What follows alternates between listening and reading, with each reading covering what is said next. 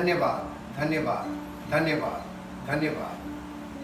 परम पिता परमेश्वर, हम आपका हृदय से धन्यवाद करते हैं क्योंकि आप अद्भुत युक्ति करने वाले, अद्भुत आश्चर्य कर्म करने वाले, अपनी योजना और इच्छा के अनुसार काम करने वाले परमेश्वर हैं। और आपकी इच्छा के विरुद्ध में हम चलें तो हम कभी भी आपका अनुग्रह और आपके प्रेम को कभी नहीं प्राप्त कर सकते। हम धन्यवाद करते हैं आपके पवित्र आत्मा के लिए, पवित्र वचनों के लिए, जिनके द्वारा हमें चेतावनी भी मिलती है, हमें जानकारी भी मिलती है और हमारा मार्गदर्शन होता है, ताकि हम उस मार्ग में बने रहें और उसी मार्ग में आगे बढ़ें जिसमें हमारा उद्धार हुआ है और जिस मार्ग में चलने से हमें जीवन मिलता है। और हम उस अनंत जीवन के वारिस ठहराए गए हैं जिसके लिए आपने अपने पुत्र के द्वारा हमें नए जन्म का अनुभव दिया, ताकि प्रभु हमारा जीवन आपकी महिमा का कारण बने। और जितने इस विधि पर चलते हैं उन सब के द्वारा आपकी महिमा प्रकट हो और सारा आदर, सारी महिमा। इस प्रार्थना को आपके प्रभु यीशु मसीह के नाम से आमीन। Praise the Lord. हम परमेश्वर का धन्यवाद करते हैं सन ऑफ गॉड पार्ट 6 के लिए। और पार्ट 6 को शुरू करने से पहले आपसे 2 शब्द कहेंगे कि परमेश्वर ने जगत से ऐसा प्रेम किया कि अपने इकलौते पुत्र के बलिदान के बाद उसने सुसमाचार दिया। सुसमाचार वो गुड न्यूज़ है कि जो कोई चाहे परमेश्वर के पुत्र के द्वारा उस राज्य में प्रवेश कर सकता है जो परमेश्वर ने समस्त मानव जाति के लिए अपने पुत्र के बलिदान के द्वारा तैयार किया है। और इस बलिदान के द्वारा उसने जो हमें सुसमाचार दिया, परमेश्वर का प्रेम तो अनकंडीशनल है, उसके प्रेम में कोई कंडीशन नहीं थी, इसलिए उसने अपने प्रेम के खातिर अपने पुत्र को बलिदान किया और अनकंडीशनल लव के कारण उसने बलिदान किया। लेकिन जब सुसमाचार दिया तो सुसमाचार हमको वो रास्ता बताता है कि जिसके द्वारा हम परमेश्वर के पुत्र के द्वारा अनंत जीवन के वारिस बन सकते हैं और उस उद्धार को प्राप्त कर सकते हैं जो हम अपने कार्यों से और अपनी खूबियों से नहीं प्राप्त कर सकते। इसलिए जब हम सुसमाचार पर हमको फोकस करना है तो हमें पूरे तन मन से और पूरे ध्यान के साथ उस सुसमाचार को देखना चाहिए जिस सुसमाचार में परमेश्वर पिता का प्रेम प्रकट हो रहा है। और ऐसी सामर्थ है उस सुसमाचार में कि जो कोई उस सुसमाचार को ग्रहण करता है, एक्सेप्ट करता है, उसके जीवन में उद्धार का कार्य होता है। अभी तक लोगों ने जो देखा और सुना तो एक सवाल हमसे किया कि बहुत कठिन है उद्धार पाना, लेकिन ये कठिनाई क्यों है, किसी ने इस पर ध्यान नहीं दिया। हम मेरे हिसाब से अगर कोई पूछे तो बहुत सरल है उद्धार पाना, लेकिन कठिन क्यों है इस पर हम लोग आगे जानकारी लेंगे और ये परमेश्वर का वचन है, ये हमको बताएगा कठिन क्यों है और सरल कैसे है। ये बहुत सरल है क्योंकि प्रभु यीशु मसीह ने जब एक सरलता की बात की, जब तक कोई नए सिरे से ना जन्मे, यानी बच्चे की नाई ना हो। इसका मतलब हम परमेश्वर के राज्य में कुछ करके दिखाने के कारण नहीं जा सकते, ना कोई कंपटीशन है ये और ना ही इसमें कोई क्वालिफिकेशन की मांग है। इसमें एक बच्चे के समान हमको बनना है, जो सबसे कठिन है आज के लिए। ये कठिनाई है। हम जब अपने आप को बिल्कुल एकदम नए जन्मे बच्चे के समान हम बन जाएं और परमेश्वर की शरण में जाएं कि हम जैसे बुरा, इसीलिए पौलुस ने कहा था बुराई के लिए तो बालक बनो लेकिन बुद्धिमानी में समझदार हो जाओ, मैच्योर हो जाओ। तो मैच्योरिटी हमको ये बताती है, ये सिखाती है कि कहाँ पर हमको किस मामले में हमें मैच्योर होना है और किस मामले में हमें बेबी लाइक रहना है, बच्चे के समान बनना है। आज हम शुरू करेंगे in Christ means heavenly realm, यानी स्वर्गीय स्थान जिसको हिंदी में बोलते हैं, place of all spiritual blessings. इफिसियों की पत्री उसका पहला अध्याय और उसका 3रा पद पढ़ दीजिए, हिंदी में फिर इंग्लिश में। हमारे प्रभु यीशु मसीह के परमेश्वर का और पिता का धन्यवाद हो कि उसने हमें मसीह में स्वर्गीय स्थानों में सब प्रकार की आत्मिक आशीष दी है। आत्मिक आशीषें दे दी हैं। और हम खड़े हैं यहाँ पर संसार में शारीरिक रूप से। क्या ये आशीषें हम प्राप्त कर सकते हैं? जी हाँ, जो उसने दी है वो हम ही को दी है, हम मनुष्यों को दी है अपने पुत्र में। तो ये इन क्राइस्ट है। जब आप यहाँ से यहाँ पहुँचेंगे आपको सब आशीषें मिली हुई हैं। आप आशीष के स्थान में जाएंगे, वहाँ आपको आशीष का अनुभव होगा। अब आते हैं दूसरा स्थान जहाँ से होकर हमको जाना है, प्लेस ऑफ बॉर्न अगेन। ये जो बाहरी आंगन था ये नए जन्म का स्थान है place of born again and an adoption. परमेश्वर के राज्य में प्रवेश करने के लिए हमें क्या करना है? सबसे सरल चीज उसको आज हम समझेंगे। रोमियो की पत्री 8 अध्याय उसका 1 से 4 पद। अतः अब जो मसीह यीशु में है उन पर दंड की आज्ञा नहीं। यहाँ जो आ गया उन पर दंड की आज्ञा नहीं जी। वे शरीर के अनुसार नहीं। क्यों नहीं दंड की आज्ञा? क्योंकि यहाँ जो व्यक्ति पहुँचता है वो कैसा होता मालूम है? वो शरीर के अनुसार नहीं वरन आत्मा के अनुसार चलते हैं। तो इसका मतलब जब हम आत्मिक व्यक्ति है वो यहाँ प्रवेश कर लेता है, क्योंकि हम आत्मिक रूप से यहाँ प्रवेश कर सकते हैं। हम शरीर में होकर यहाँ नहीं आ सकते। आशीष लोग मालूम आज किसको बोलते हैं? आशीष लोगों ने गलत भ्रांति फैला दी है कि शारीरिक चीजों को वो आशीष कहते हैं। शारीरिक चीजें आशीष नहीं है, क्योंकि बहुत से मसीह में ऐसे लोग हैं जिनके पास शारीरिक चीजें नहीं हैं, भौतिक चीजें नहीं हैं, एकदम नहीं है। उनके पास भौतिक चीजों की बहुत कमी है। लेकिन और संसार में बहुत से ऐसे दुष्ट लोग हैं जिनके पास भौतिक चीजें भरी पड़ी हैं। अगर वो आशीष है तो ये आशीष मसीह में हमको फिर क्या मिल रहा है? आशीष भौतिक वस्तुएं नहीं है, ये दिमाग से निकाल दीजिए। आपके पास भौतिक चीजों की कमी हो सकती है लेकिन आप परमेश्वर में अमीर हो सकते हैं। आत्मिक जीवन में अमीर है कि नहीं वो ज्यादा मायने रखता जी।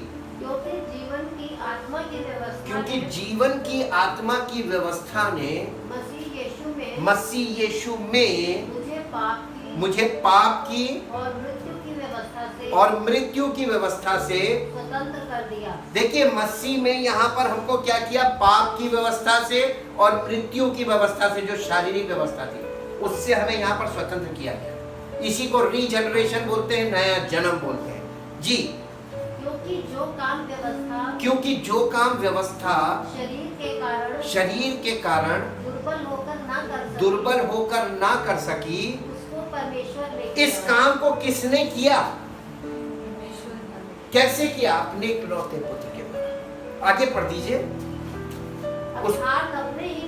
अर्थात अपने ही पुत्र को पापमय शरीर की समानता में और पाप बलि होने के लिए भेजकर शरीर में पाप पर दंड की आज्ञा दी, इसलिए कि व्यवस्था की विधि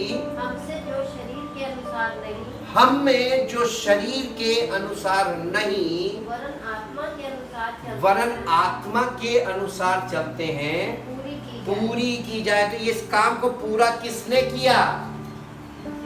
परमेश्वर ने स्वयं किया अपने पुत्र के बलिदान के द्वारा। तो एक बात दिमाग में साफ बैठा लो कि तुम चाहे कुछ भी धर्म के काम उसके सामने लेके खड़े हो गए, एंट्री नहीं मिलेगी। उसको धर्मी लोग नहीं चाहिए। यीशु मसीह किनके लिए आया था? पापियों के लिए। और हम धर्मी बन गए तो एक्सेप्ट नहीं करेगा, उसको चाहिए पापी। यीशु मसीह ने प्राण किसके लिए दिया? पापियों के लिए। और हम बन गए धर्मी दिमाग से कि हम तो धर्मी। भाई यही गलत है। रिलीजियस बनना, रिलीजियस माइंडसेट क्या है मालूम? जितने रिलीजियस लोग होते हैं वो अपने आप को धर्मी कहते हैं, और यही पाप है। सबसे बड़ा पाप परमेश्वर के सामने खड़े होकर तुम उसको धार्मिकता दिखा रहे हो अपनी। 1 मिनट बर्दाश्त नहीं करेगा, यहां एंट्री नहीं मिलेगी जी। इंग्लिश में बेटा पढ़ दो दोनों, ऊपर वाली पहले पढ़ दो efficiency 1:3। May blessing, praise, praise, laudation and eulogy be to the God and Father of our Lord Jesus and Christ, Father of our Lord Jesus Christ, who has blessed us in Christ. already blessed us. उसने हमें आशीष दे दी है, लेकिन वो आशीष दी कहाँ पे है?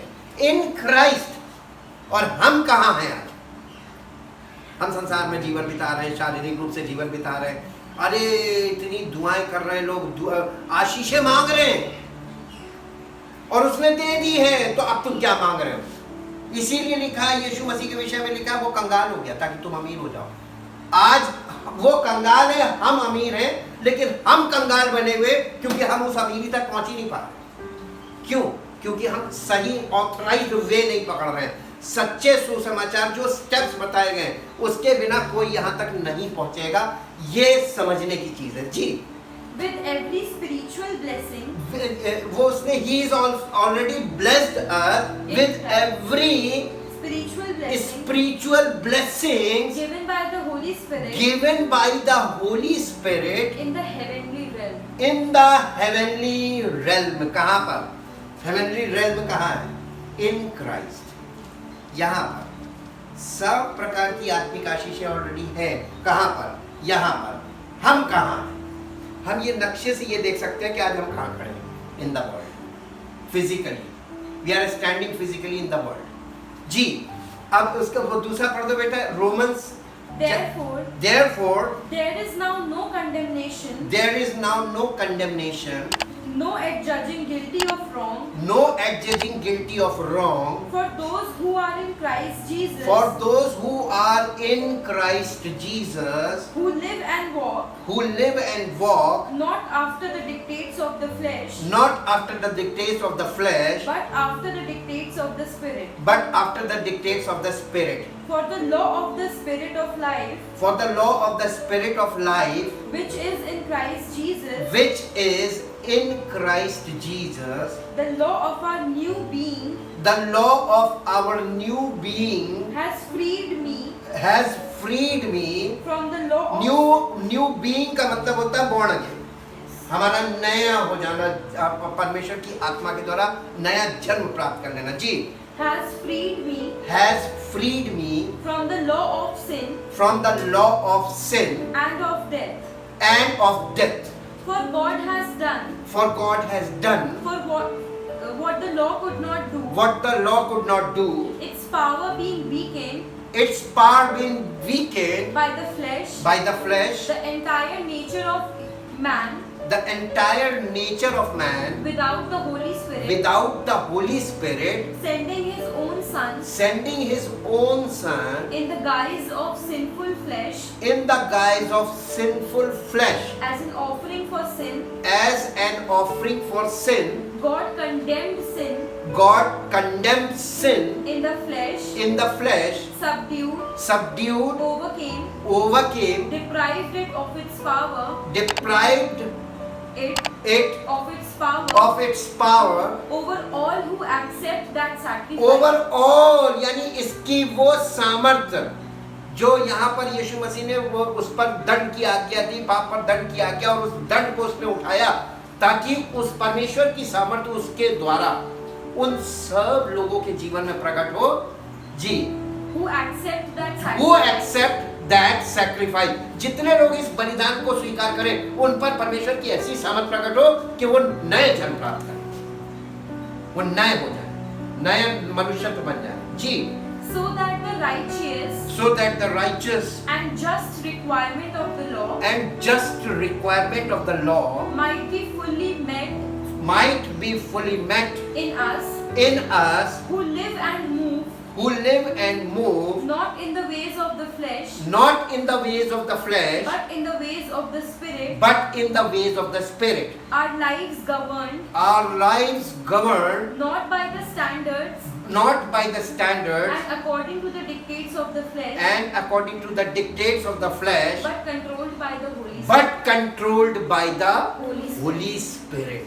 जब हम शारीरिक हैं हम अनकंट्रोल्ड हैं, लेकिन जब हम आत्मिक हैं तो controlled by the Holy spirit. एक नियंत्रण आ गया हमारे जीवन में, हम अपनी मर्जी से कुछ नहीं करेंगे जी, तो अब आपको एक चीज ये समझ में आ गई कि बिना पिता, पुत्र और पवित्र आत्मा के मुकाबला किए, उनके एनकाउंटर के बिना कोई व्यक्ति यहाँ से यहाँ नहीं जाएगा।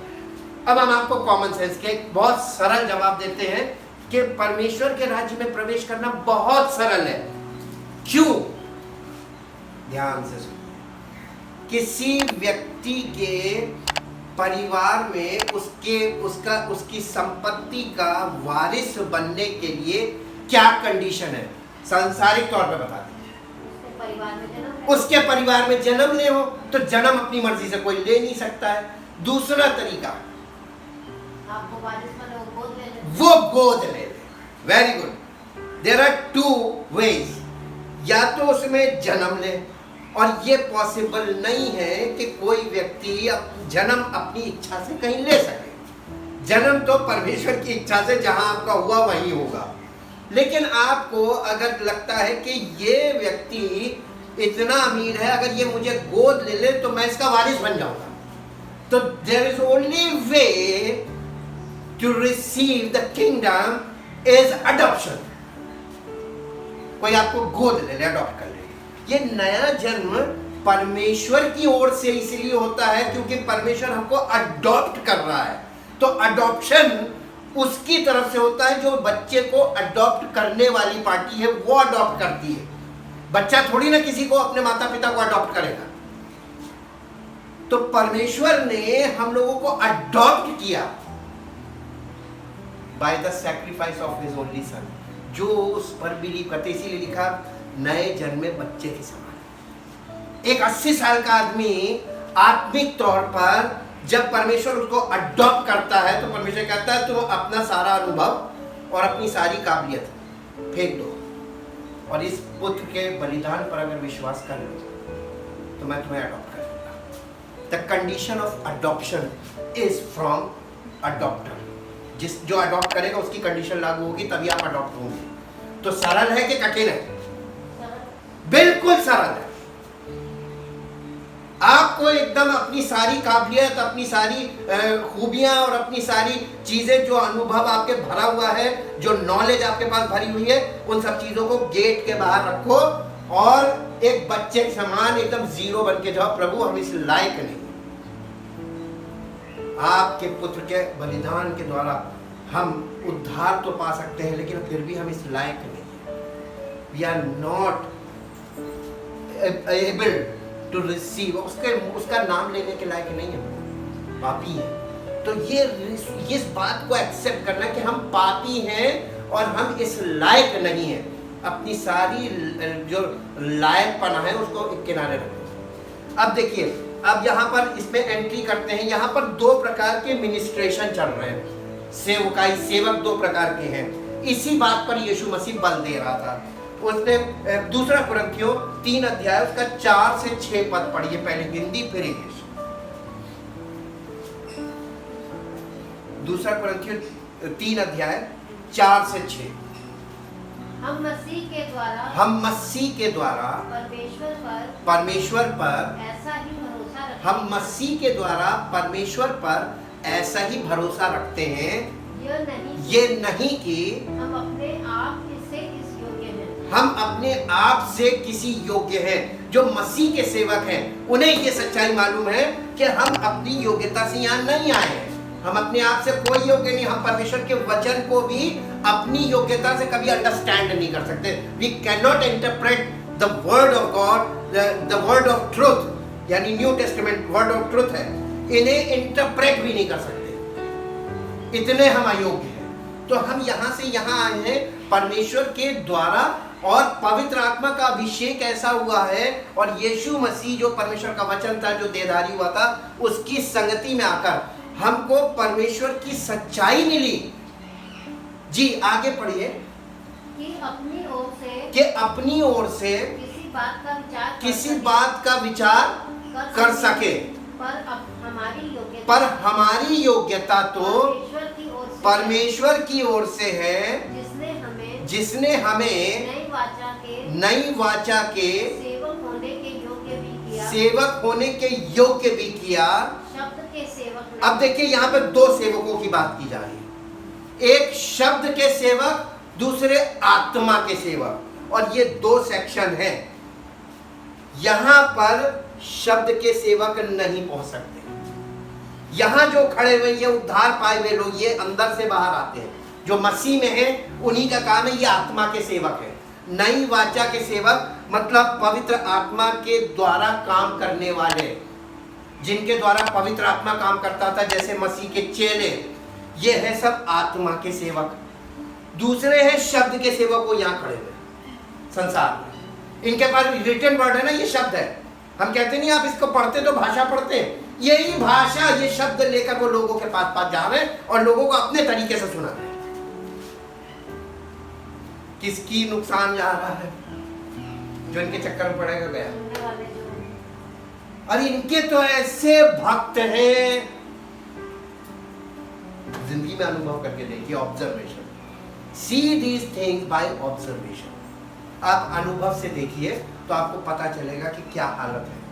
जी, शब्द के सेवक नहीं, वरन आत्मा के सेवक, क्योंकि शब्द मारता है पर आत्मा जिलाता है। Oh my God. एक तो नया, या आपको पुनरुत्थान की बातें बता देंगे, उन्हें मिल गया तो वो आपको अनुभव बताएंगे, सिद्ध ज्ञान सहित आपको बताएंगे अनुभव के साथ। और ये शब्द लेकर खड़े ही आपको मार देंगे। इनके द्वारा जितने लोग चलना शुरू करते हैं, कुछ सालों बाद वो ढेर पड़ गए होने में। हालेलुया। कल हम आप लोगों को इसके बारे में बताएंगे। देयर आर टू वेज, ये है ऑथराइज्ड वे और ये है अनऑथराइज्ड वे। इसके बारे में हम लोग एक कदम आगे बढ़ेंगे कल। अब हम इसको ऐसे देखते हैं। अब इसको पूरा पढ़ दीजिए। मुझे आश्चर्य होता है। नहीं, उसके बाद क्या था? शब्द के वो हो गया बेटा, इसको इंग्लिश में पढ़ लो। Such is the reliance, Such is the reliance and confidence that we have through Christ towards and with reference to God. and with reference to God। देखिए आप ट्रिनिटी आ रही है, God the Father, God the Son और God the Holy Spirit. मसीह के सेवक के जीवन में ये ट्रिनिटी जरूर होनी चाहिए, और एक सच्चे मसीही के जीवन में ये ट्रिनिटी होनी चाहिए। और अगर ये ट्रिनिटी कहीं नहीं है तो फॉल्ट है। जी, Now that we are fit, qualified and sufficient in ability of ourselves to form personal judgments or to claim or count anything as coming from us। यानी कुछ बातें हम तुमको बता रहे हैं ये सोच के कि ये मेरी ओर से है, मेरी बात, हम तुम्हें बहुत ज्ञानी, हम तुम्हें बता रहे हैं, किसी को मालूम नहीं है।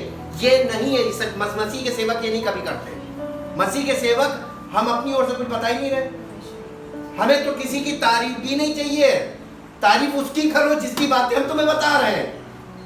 तारीफ के लायक तो वही है, हम अपनी बातें कहाँ बता रहे हैं। ये परमेश्वर की विचार है, परमेश्वर के वचन है, परमेश्वर की बातें हैं, वो सच्चाइयां हैं जो हम बता रहे हैं। तारीफ किसकी होनी चाहिए? उसकी, जिसकी बातें हम तुम्हें बता रहे हैं, जो उद्धार करता है। जी, But our power and ability and sufficiency are from God. हमारी सामर्थ परमेश्वर की ओर से आती है। जी, It is He who has qualified us, making us to be fit and worthy, and sufficient as ministers, and dispensers of a new covenant, and dispensers of the new covenant of salvation through Christ, not ministers of the letter of legally written code, but of the spirit, for the code of the law kills, यानी पवित्र आत्मा के द्वारा वो योग्यता हमारे जीवन से काम करती है। वो ये कह रहा पौलुस। और हमारी कोई योग्यता नहीं है। जिसने, जो हमारे जीवन में, जो मसीह के सेवकों के जीवन में जो क्वालिफिकेशन, जो पावर थी, वो थी Holi spirit. Holi spirit is a person. वो पर्सन काम करता था। ये लोग बॉडीली सरेंडर्ड थे, उसके controlled. and motivated by the Holy Spirit. ये थे न्यू टेस्टामेंट के सेवक, नई वाचा के सेवक। और डिस्पेंसेशन का मतलब होता है कि जब हम लोग पार्टी करते हैं या कोई बड़ी सभा करते हैं तो वहाँ पर आपने देखा होगा पानी की टंकियाँ रखी रहती हैं, चाय के कंटेनर रखे रहते हैं, लोग अपने आप टोटी दबा दबा के निकालते हैं जिसको जितना चाहिए। वो डब्बे को, वो कंटेनर को ही डिस्पेंसर बोलते हैं। हमारा जिस्म एक डिस्पेंसर है जहाँ से पवित्र आत्मा जिंदगी की बातें निकालता है। ठीक, तो यहाँ पे जो सेवक खड़े हैं वो डिस्पेंसर ऑफ होली स्पिरिट है, वो लाइफ की बात कर रहे हैं। और यहाँ पर खड़े ये शब्द दे रहे हैं लोगों को, वर्सेस, वर्स खेल लो जी। कंप्लीट हो गया? नहीं, बस ये लास्ट है। हाँ। For the code of the law kills, For the code of the law kills, but the Holy Spirit makes alive. but Holy Spirit Makes alive. makes alive.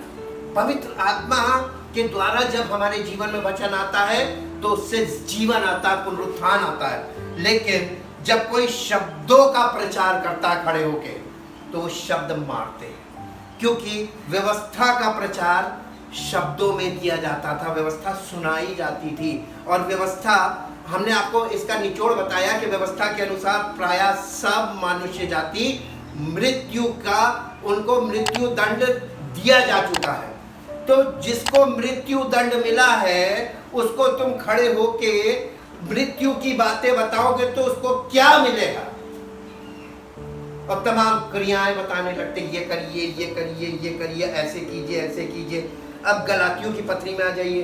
गलातियों की पत्री उसका पहला अध्याय 6 और 7 पर मुझे आश्चर्य होता है, पौलुस कह रहा है, मुझे आश्चर्य होता है कि जिसने तुम्हें मसीह के अनुग्रह में बुलाया, जिसने तुम्हें मसीह के अनुग्रह में बुलाया, गॉड द फादर की बात कर रहा है, उससे तुम इतनी जल्दी फिरकर उससे तुम इतनी जल्दी फिर कर और ही प्रकार के सुसमाचार सुसमाचार की ओर झुकने लगे। सुसमाचार की ओर झुकने लगे। अरे एक सुसमाचार तो यहाँ पर मसीह के चेले लेके खड़े थे, यहाँ पे ये लोग कौन सा सुसमाचार सुना रहे हैं? इसके विषय में पौलुस बता रहा है जी। परंतु वो दूसरा सुसमाचार है ही नहीं। पर पर बात ये है कि कितने ऐसे हैं जो जो तुम्हें घबरा देते हैं। मालूम क्यों जी? और मसीह के सुसमाचार को बिगाड़ना चाहते हैं। ओ, तो यहाँ पे जो लोग खड़े होके सेवकाई कर रहे हैं ये फिजिकल लोग हैं, और ये मसीह के वो ट्रू गॉस्पेल को, सच्चे सुसमाचार को बिगाड़ने का काम कर रहे हैं। लोगों को लालच देना बहुत आसान है। आपको 500 लोग जमा करने, लोगों को कहिए कि बीमार हो आओ, बीमारी दूर हो जाएगी, परेशान हो आओ, नौकरी लग जाएगी, प्रभु तुमको ये देगा, प्रभु तुमको ये देगा। जितने वायदे ये फिजिकल कर रहे हैं ये फॉल्स गॉस्पेल है। अच्छा, तो पूरे तो होंगे नहीं। सवाल ही नहीं। तो फिर क्या? लेकिन भीड़ तो आएगी। मोटिव, जो परेशान होगा वो तो ट्रस्ट करेगा। भीड़ तो आएगी। और आज की युग में बताइए कितने भीड़ आ रही है। आजकल 10,000 की पब्लिक जमा करना बहुत आसान है। 10,000, 20,000, 50,000, 1 लाख बहुत आसान है। सब परेशान, सबको छुटकारे की जरूरत है। भीड़ आ गई, नेम फेम मनी, 3 चीजें। हालेलुया। परमेश्वर ने सब कुछ हमारे लिए रखा हुआ है। ऑथराइज्ड वे से चलो, सब कुछ मिलेगा। यही चीज गवर्नमेंट के तमाम स्कीम्स में होता है। जब कोई स्कीम आती है, अनऑथराइज्ड लोग काम करना शुरू कर देते हैं जी। एवरीबॉडी, बेटा इसको इंग्लिश में पढ़ लो। Galatians chapter 1 verse 6-7। I am surprised and astonished I am surprised and astonished that you are so quickly turning renegade, you are so quickly turning renegade and deserting him and deserting him who invited and called you who invited and called you by the grace of Christ, by the grace of Christ, unmerited favor of the Messiah, unmerited favor of the Messiah, and that you are transferring your allegiance and you are transferring your allegiance to a different, towards to a different, even an opposition gospel. And even an opposition gospel. Not that Not that there is or could be there is or could be any other genuine gospel, any other genuine gospel, but there are obviously some But there are obviously some who are troubling and disturbing who are troubling and disturbing and bewildering you with a different kind of teaching with a different kind of teaching which they offer as a gospel and want to pervert and distort the gospel of Christ, the Messiah, into something which it absolutely is not. यही हो रहा है। और इसी के कारण मालूम है, भीड़ तो निकल कर आ गई है, उद्धार कम मिल रहा है। जब ट्रू गॉस्पेल ही नहीं होगा तो उद्धार किसको मिलेगा? उद्धार तो परमेश्वर ने जो सुसमाचार दिया है, जो उसे एक्सेप्ट करेगा उसको उद्धार मिलेगा। तो यहाँ जो भीड़ लग गई है, इन्होंने क्या एक्सेप्ट कर लिया? False gospel. इसलिए भीड़ आपको ज्यादा दिख रही है और इसलिए ऐसा लगता है कि कम लोग उद्धार पा रहे हैं। नहीं, उद्धार जितने आ रहे हैं उतने पा रहे हैं, बट द ऑथराइज्ड वे में जो आ रहे हैं, तो ऑथराइज्ड वे में कम आ रहे हैं और ट्रू सर्वेंट्स कम है, इसलिए ऑथराइज्ड वे में कम लोग हैं। This is the reason. इस पे हम लोग कल आगे चर्चा बढ़ाएंगे। Everybody is trying to enter in his kingdom, यानी in Christ, by their own works and by their righteousness, अपनी धार्मिकता से प्रवेश करने का प्रयास कर रहे हैं। ये भी वचन से सब सच्चाई निकलेगी। रोमियो की पत्री 10 अध्याय 1 से 4 पद तक पढ़ दीजिए, हिंदी में फिर इंग्लिश में। हे भाइयों मेरे मन की अभिलाषा, ये पौलुस है। हे भाइयों मेरे मन की अभिलाषा, और उनके लिए किनके लिए? यहूदियों के लिए। ये अपने सेक्शन की बात कर रहा है, ये यहूदी था। उनके लिए यानी यहूदियों के लिए परमेश्वर से मेरी प्रार्थना है कि वे उद्धार पाएं। ओह माय गॉड, यहूदी लोगों को भी उद्धार की जरूरत है, वैसे ही जैसे सबको है जी। क्योंकि मैं उनकी गवाही देता हूँ कि उनको परमेश्वर के लिए धुन रहती है। क्या चीज रहती है? धुन रहती है, परंतु बुद्धिमानी के साथ नहीं। एक चीज नहीं है, धुन है, क्या नहीं है? आज लोगों के पास इतनी धुन है कि सुबह से लेकर रात तक प्रेयर कर रही है, धुन है, लेकिन बुद्धिमानी नहीं है। उनको धुन तो रहती, बुद्धिमानी के साथ नहीं। आगे, क्योंकि वे परमेश्वर की धार्मिकता से अनजान हो। ओह माय गॉड, प्रॉब्लम मिल गई। वो परमेश्वर की धार्मिकता से अलग नहीं जा रहे हैं, अनजान, दे आर इग्नोरेंट। परमेश्वर की धार्मिकता जानते ही नहीं, परमेश्वर की धार्मिकता से अनजान होकर और अपनी धार्मिकता स्थापित करने का यत्न करके परमेश्वर की धार्मिकता के अधीन ना हुए। ओ, यही तो आज भी हो रहा है। सब लोग अपनी अपनी धार्मिकता लेकर खड़े हैं। हमारी धार्मिकता, हम लोग इतनी प्रार्थना करते हैं, हम इतने बजे से इतने बजे तक प्रार्थना करते हैं, हम दिन में इतने बार प्रार्थना करते हैं, हम हफ्ते में इतने उपवास रखते हैं। यही तो यहूदी करते थे, पूरे समय धार्मिकता के कामों में लगे रहते थे और इतना प्रयत्न करते थे, इतना प्रयास करते थे, क्यों नहीं घुस पा रहे? अब बताइए, परमेश्वर के सामने जाके कोई धार्मिकता के साथ जाना ही नहीं है। वहां तो पापी को ऐसे ही जाना है, मैं पापी हूं, मुझ पर दया कर, इतनी सी बात करनी है, प्रार्थना भी नहीं करनी है, आती ही नहीं, क्या करेंगे जी? अपनी धार्मिकता की स्थापना करते हुए अपनी धार्मिकता के अधीन, परमेश्वर की धार्मिकता के अधीन ना हुए। वो परमेश्वर की धार्मिकता उन्होंने एक्सेप्ट नहीं की, अनजान रहे, वो हमें नहीं चाहिए जी। क्योंकि हर एक विश्वास करने वाले के लिए धार्मिकता के निमित्त मसीह व्यवस्था का अंत है। यीशु मसीह, आप यानी सब कुछ जो आपने अब तक किया है धार्मिकता के नाम पे, उसे सबको बाहर रख दो, वो सब बेकार था। मसीह पर विश्वास करने का मतलब कि वो हमारी धार्मिकता है। उसने हमें छुटकारा दिया, उसने हमारे पापों का प्रायश्चित किया और वही हमें माफी दे सकता है, वही हमें नया जीवन, वो हमें स्वीकार करने, ग्रहण करने। हालेलुया। जब आप उसके तरीके से आएंगे एक्सेप्ट हो जाएगा, बहुत सारा। इसको बेटा इंग्लिश में पढ़ दो। Brethren, with all my heart's desire with all my heart's desire and goodwill for Israel, I long and pray to God that they may be saved. I bear them witness that they have a certain zeal and enthusiasm for God, but it is not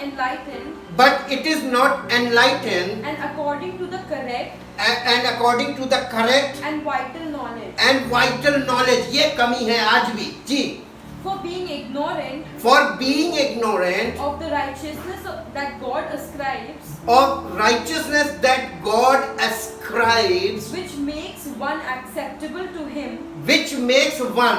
acceptable to him in word, thought and deed, and seeking to establish a righteousness a righteousness, a means of salvation of their own. They did not obey or submit themselves to God's righteousness. For Christ is the end of the law, that the limit at which it ceases to be, for the law leads up to him, who is the fulfillment of its type, and in him the purpose which it was designed to accomplish is fulfilled. मसीह ने उस धार्मिकता को जो पुराने नियम में थी, व्यवस्था को खुद पूरा कर दिया। तो अब आपको वो धार्मिकता जो पुराने नियम की थी उसको छोड़कर उसको पकड़ना जिसने उसे पूरा किया। कॉमन सेंस की बात। और लोग आज उसको छोड़ के उस धार्मिकता को लेकर खड़े हो और अपनी राइचियसनेस बता रहे हैं, हम कितने धर्मी हैं, इसलिए प्रवेश नहीं कर पा रहे हैं। भीड़ ज्यादा, धर्मी लोग यहाँ पर स्वधर्मी की भीड़ लगी है, और यहाँ पर चाहिए कौन? पापी। क्यों नहीं प्रवेश मिल रहा है? क्योंकि पापी कोई है ही नहीं, सब तो धर्मी हो गए, और ये अपनी धार्मिकता से धर्मी हो गए, इसलिए उद्धार किसी को चाहिए नहीं। अब आते हैं दूसरा point. Everybody is trying to enter in Christ by his own efforts and by his own way instead of God's way. लूका रचित सुसमाचार 16 अध्याय 16 पर व्यवस्था और भविष्यवक्ता यूहन्ना तक रहे। उस समय से परमेश्वर के राज्य का सुसमाचार सुनाया जा रहा है, और हर कोई उसमें प्रबलता से प्रवेश करता है। हिंदी में बस इतना लिखा है, बेटा इंग्लिश में पढ़ दो। Until John came, there were the law and the prophets. Since then, the good news, the gospel of the kingdom of God, is being preached, and everyone strives violently to go in, would force his own way rather than God's way. परमेश्वर के तरीके से अंदर नहीं घुसना मांग रहे हैं। यहाँ भीड़ जो है, मॉब, वो चाह रहा हमको घुसने दो, हम धर्मी हैं, और ये फोर्सफुली करना मांग रहे हैं। और पिता, पुत्र, पवित्र आत्मा ने यहाँ पर ऐसा सिस्टम रखा है, कोई शारीरिक आदमी घुस ही नहीं सकता।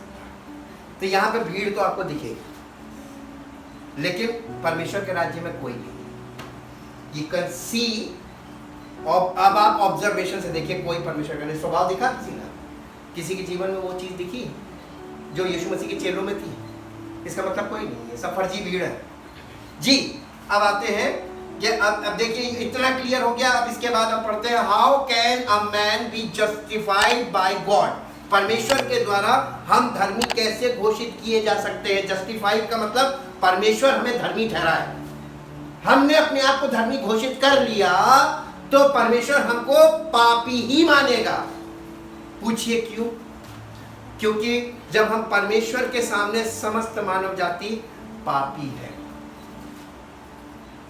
हमको अगर परमेश्वर देखेगा हम पापी हैं, लेकिन अगर हम मसीह में हैं और तब हमें परमेश्वर देखेगा तो परमेश्वर अपने पुत्र की धार्मिकता देखेगा। तो हमको पर मसीह की धार्मिकता के पीछे हम मसीह को हमने समझ लीजिए पहन लिया। मसीह में का मतलब हमने मसीह को पहन लिया। अब परमेश्वर हमको देखेगा तो क्या देखेगा? मसीह की तरह निष्कलंक। वो देखेगा कि ये मेरा पुत्र है ना? उसको हम नहीं दिखेंगे क्योंकि हम मसीह में आ गए। ये है अंतर। अब देखिए यहाँ पे जब परमेश्वर रोमियो की पत्री 3 अध्याय 24 से 28 पद में ये सारा विवरण है। इसको हम पार्ट पार्ट करके पढ़ेंगे। सबसे पहले God imparts his righteousness to man in the following way। परमेश्वर अपनी धार्मिकता को इम्पार्ट करता है, यानी हमारे अंदर स्थापित करता है खुद इस तरीके से, बाय ग्रेस। सबसे पहली चीज अनुग्रह के द्वारा। Grace is the source of it, यानी परमेश्वर की धार्मिकता को, परमेश्वर अपनी धार्मिकता को जो दे रहा है, ये इसका जो देने का कारण है, उसका कारण है अनुग्रह, काबिलियत नहीं, अनुग्रह। अनुग्रह का उल्टा है काबिलियत। आप जब कहीं नौकरी के लिए जाते हैं तो वहां पर आपसे काबिलियत मांगी जाती है, लेकिन जब आप परमेश्वर के पुत्र के पास आते हैं, परमेश्वर के पास आते हैं और उसके पुत्र में मसीह में प्रवेश करना मांगते हैं, उद्धार पाना मांगते हैं, तो परमेश्वर क्या चाहता है? मन फिराओ, मन फिराने पर वाले पर अनुग्रह करता है। अगर तुमने मन फिराया वाकई में तो अनुग्रह कर देगा। अनुग्रह का मतलब अनमेरिटेड फेवर, यानी तुम्हारी योग्यता से मैं नहीं कर रहा हूं, ये तो मेरी योग्यता है कि मैं तुम पर, हम तो अयोग्य है। ये पौलुस बार बार कहता था मैं योग्य नहीं है, उसने मुझे अयोग्य हालत में प्रेम किया। परमेश्वर ने आपको प्यार किया, पापियों से प्यार किया कि धर्मियों से किया? तो पापियों से किया तो तुम्हारा वो पाप का स्वभाव तुमको ये क्यों कहता है कि तुम धर्मी हो या धर्मी बन के जाओ? उसकी शरण में जाओ तो अयोग्य, हम किसी लायक नहीं। ठीक, तो ग्रेस उसी पर होगा। By grace, the source of it. Grace means unmerited favour, यानी अयोग्य लोगों पर अनुग्रह किया जाता है। परमेश्वर अनुग्रह करता है। रोमियो 3 अध्याय उसका 24 पद। परंतु उसके यानी परमेश्वर के अनुग्रह से, उस छुटकारे के द्वारा जो मसीह यीशु में है, सेत में, यानी बिना किसी धर्म के काम के, without any work of righteousness, धर्मी ठहराए जाते। आहा, कैसे धर्मी ठहरा रहा है? सेत में का मतलब होता है without any work of, without any act of righteousness. हमने धर्म का कोई काम नहीं किया तो हम अधर्मी को उसने धर्मी बनाया। कहने का मतलब परमेश्वर का ये, बेटा इसको इंग्लिश में पढ़ दो 3:24।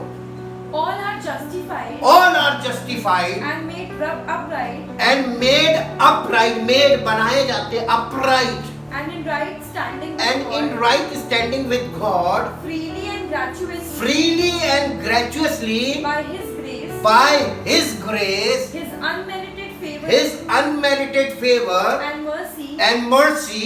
Through the redemption. Through the redemption. Which is provided in. Which is provided in. Christ Jesus. Christ Jesus। मसीह में जो हमको छुटकारा मिला है वो परमेश्वर हमारे जीवन में लागू करता है, इम्पार्ट। फिर उसके बाद बाय ग्रेस के बाद है by God. By God, he is the giver of it, यानी परमेश्वर है अपनी धार्मिकता को देने वाला है, वही दे सकता है। कोई मनुष्य किसी को परमेश्वर की धार्मिकता नहीं दे सकता, सब अधर्मी है। बाय गॉड में है रोमन्स चैप्टर 3 वर्स 26। वरन इसी समय उसकी धार्मिकता प्रकट हो कि जिससे वो आप भी धर्मी ठहरे और जो यीशु पर विश्वास करे उसका भी धर्मी ठहराने वाला हो। परमेश्वर ही है जो यीशु पर विश्वास करता है उसको धर्मी ठहराने वाला। कौन? Only God. कोई मनुष्य किसी को धर्मी नहीं ठहरा सकता, और अगर आपको आज तक किसी ने ऐसे धर्मी ठहरा दिया वो फॉल्स है जी। इसी को कहते हैं न्यू बॉर्न अगेन। आपकी जिंदगी बदल जाएगी, अनुभव बदल जाएगा। इसी के साथ साथ एक पद और है 8:33, रोमियो 8:33। परमेश्वर के चुने हुओं पर परमेश्वर के चुने हुओं पर दोष कौन लगाएगा? कौन दोष लगाएगा? किसी की मजाल है? परमेश्वर ही है परमेश्वर ही है जो उनको धर्मी ठहराने वाला। जो उनको धर्मी ठहराने वाला, जिसको परमेश्वर ने धर्मी ठहरा दिया, उस पर कोई दोष नहीं लगेगा। आज अगर किसी पर दोष लग रहा है, कहीं सर्किट में प्रॉब्लम है, क्योंकि परमेश्वर के ने जिसको धर्मी ठहराया उस पर दोष लग ही नहीं सकता। कोई नहीं लगा पाएगा, क्योंकि लोग ढूंढते रह जाएंगे, दोष मिलेगा ही नहीं, क्योंकि धर्मी परमेश्वर ने ठहराया हमको। जी इंग्लिश में बेटा दोनों पढ़ दो, 3:26 and 8:33 Romans. It was to demonstrate It was to demonstrate and prove at the present time, and prove at the present time in the now season, and the now season that he himself is righteous, that he himself is righteous, and that he justifies and that he justifies and accepts as righteous and accepts as righteous him who has him who has true faith in Jesus. True faith in Jesus. जो कोई यीशु मसीह से सच्चा विश्वास करता है, परमेश्वर उसको धर्मी ठहरा देता है। विश्वास में खोट नहीं होना चाहिए। और आज बेटा इसका 8:33 पढ़ दो। Who shall bring any charge Who shall bring any charge against God's elect against God's elect when it is God who justifies, when it is God who justifies, that is, who who puts us in right relation to himself, puts us in right relationship with himself। परमेश्वर ही है जिसने हमारे साथ अपना रिश्ता, हमको अपने साथ जोड़ लिया ताकि हम उसके साथ रिश्ते में कायम हो जाएं, हमारा परमेश्वर के साथ सही संबंध हो। जी अब ये चीज हाँ Who shall come forward Who shall come forward and accuse or impeach those and or accuse or impeach those whom God has chosen? whom God has chosen। जिसे परमेश्वर ने चुन लिया और छुड़ा लिया, उस पर दोष कौन लगाएगा? परमेश्वर के चुने पर कोई दोष नहीं लगा सकता। बाय ब्लड, अब देखिए बाय ब्लड, ये इतनी चीजें 6 पॉइंट्स हैं। By blood the reason for it, हमारा धर्मी ठहरने का कारण ब्लड है, लहू है। वो लहू जो यीशु मसीह का बहा था हमारे प्रायश्चित के लिए। रोमियो 3 अध्याय उसका 24 पद। परंतु उसके अनुग्रह से उस छुटकारे के द्वारा जो मसीह यीशु में है सेत में धर्मी ठहराए जाते हैं। किसने लहू बहाया? तो हमारे पास अपनी कौन सी धार्मिकता लेके जा रहे हैं? और हम अगर अपनी धार्मिकता लेके जाएंगे कि जाओ निकल लो, क्योंकि मैंने अपने पुत्र के द्वारा जो धार्मिकता रखी उसके द्वारा ही तो मैं तुम्हें यहाँ पे भेजूंगा। जी और इसके साथ 5 अध्याय 9 पद। अतः जबकि हम अब उसके लहू के कारण धर्मी ठहरे तो उसके द्वारा परमेश्वर के क्रोध से क्यों ना बचेंगे? यीशु मसीह के लहू के द्वारा जब हम धर्मी ठहरे हैं तो यीशु मसीह के द्वारा उसके क्रोध से क्यों ना बचेंगे? We are saved from the wrath of God। परमेश्वर के उस भयानक कोप से बच गए। जो कोई मसीह में इसीलिए नई सृष्टि है। 4 अध्याय by faith the means of which it is received. और विश्वास वो चीज है जिसके द्वारा हम इस परमेश्वर की धार्मिकता को प्राप्त करते हैं। और इसके लिए पद पढ़ेंगे रोमियो 3 अध्याय 22 पद। अर्थात परमेश्वर की वो धार्मिकता जो यीशु मसीह पर विश्वास करने से सब विश्वास करने वालों के लिए है, क्योंकि कुछ भेद नहीं। जी इसको इंग्लिश में बेटा। Namely the righteousness of God which comes by believing with personal trust and confident reliance on Jesus Christ, in Jesus Christ, and it is meant for all who believe, for there is no distinction। तो ये परमेश्वर की धार्मिकता में विश्वास से मिल रही है। और इसी के साथ साथ इसका एक पद और है रोमियो 3 दूसरे 5th पॉइंट पे आते हैं। फिफ्थ पॉइंट है बाय वर्क्स। ये कर्मों के द्वारा परमेश्वर की धार्मिकता साबित होती है, सिद्ध होती है। The means by which the way it is shown. याकूब की पत्री अध्याय 2 उसका 21 से 23 पद। याकूब की हमारे पिता हैं जब हमारे पिता अब्राहम ने अपने पुत्र इसहाक को वेदी पर चढ़ाया था, तो क्या वो कर्मों से धार्मिक न ठहरा था? तो क्या वो कर्मों से धार्मिक ना ठहरा था? अतः तुमने देख लिया है कि विश्वास करने से विश्वास ने उसके कामों के साथ मिलकर प्रभाव डाला है और कर्मों से विश्वास सिद्ध हुआ। कर्म यानी आपने विश्वास किया, वो आपके मन के अंदर है। आपने क्या विश्वास किया उसका आपके जीवन से प्रकटीकरण होना जरूरी है। जैसे अब्राहम एग्जाम्पल दिया गया जी, और पवित्र शास्त्र का ये वचन पूरा हुआ। अब्राहम ने परमेश्वर का विश्वास किया और ये उसके लिए धर्म गिना गया या धार्मिकता गिना गया। अब्राहम ने परमेश्वर पे विश्वास किया और ये विश्वास की धार्मिकता का वो पहला व्यक्ति बन गया, the founder of the faith जी। और वो परमेश्वर का मित्र कहलाया, भक्त नहीं बना। आज लोग क्या बन रहे हैं?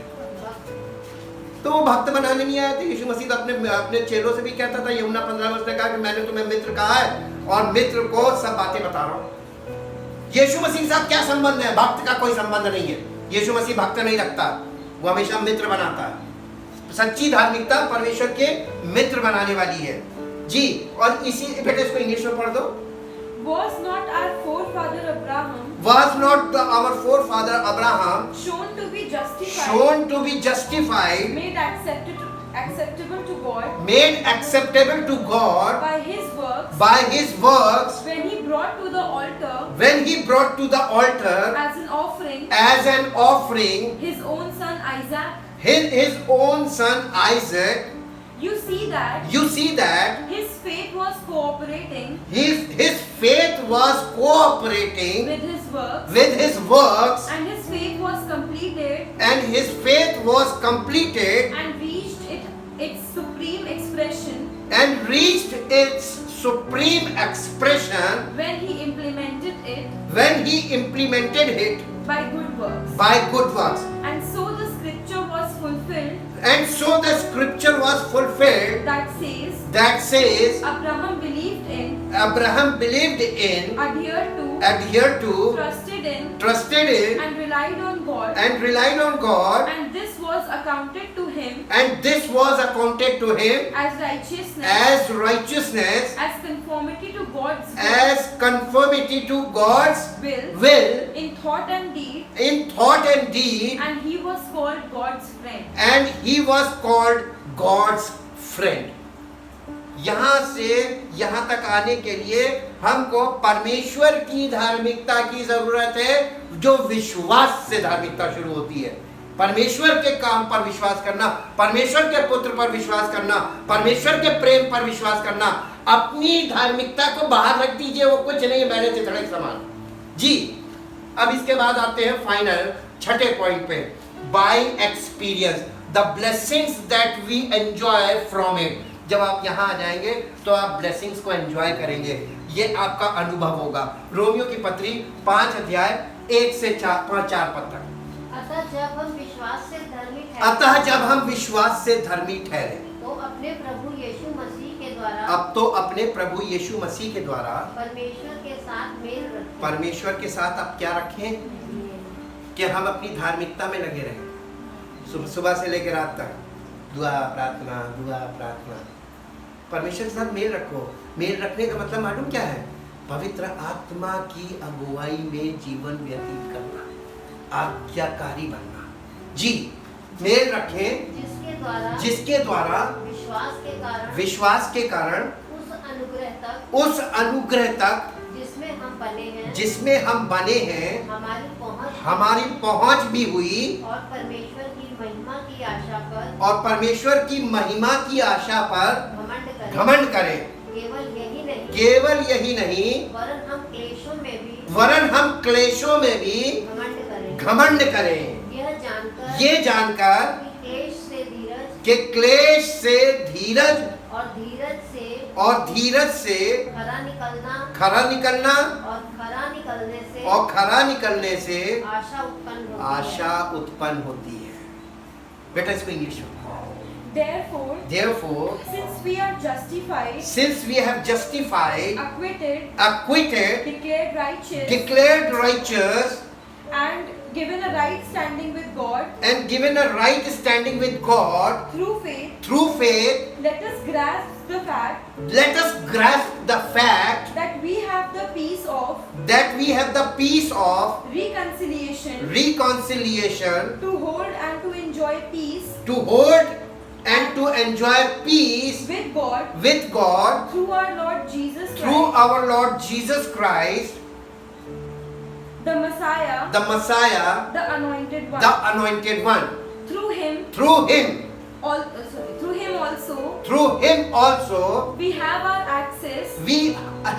access, entrance, introduction by faith into His grace, state of God's favor. Grace means the state of God's favor. परमेश्वर का अनुग्रह पाने की अवस्था में जी, in which we firmly and safely stand. And let us rejoice and exult in our hope of experiencing and enjoying the glory of God. Moreover, let us also be full of joy now. Let Let us exult and triumph in our troubles and rejoice in our sufferings, knowing that pressure and affliction and hardship produce patience and unwavering endurance. यानी हिलने वाला विश्वास नहीं, हमें विश्वास में स्थिर करता है। जितनी विपत्तियां आती हैं, समस्याएं आती हैं, हम उनमें भी मसीह में होकर स्थिर रहकर इन बातों पे घमंड करें कि ये मुसीबतें जब सफरिंग में जब वो सफरिंग आती है तो आपको विश्वास में स्थिर करना है। जब आपके अंदर स्थिरता आती है, पर भरोसा किस पर है? अपनी प्रार्थना पर के प्रभु यीशु मसीह के सामर्थ पर, तो उस पर घमंड करिए। समस्या आएगी, मेरा प्रभु मुझे निकाल देगा। Thank you Jesus. परमपिता परमेश्वर, हम आपका दिल से धन्यवाद करते हैं उस महान प्रेम और उस अनुग्रह के लिए जो आपने सब मनुष्यों पर किया है। लेकिन थोड़े ही लोग इस बात को समझ पाते हैं। हम धन्यवाद करते प्रभु जो लोग समझकर उद्धार पा रहे हैं, और जिनकी समझ में नहीं आ रहा प्रभु आपसे विनती करते हैं कि उनकी मन की आंखों को ज्योतिर्मय कीजिए कि सुसमाचार का प्रकाश चमके, ताकि वे भी उद्धार पाए और हम सब मिलकर आपके पुत्र प्रभु यीशु मसीह के द्वारा आपकी महिमा का कारण बने, और सारी महिमा आपको मिले। इस प्रार्थना को आपके इकलौते पुत्र प्रभु यीशु मसीह के नाम से मांगते हैं, आमीन। Praise the Lord.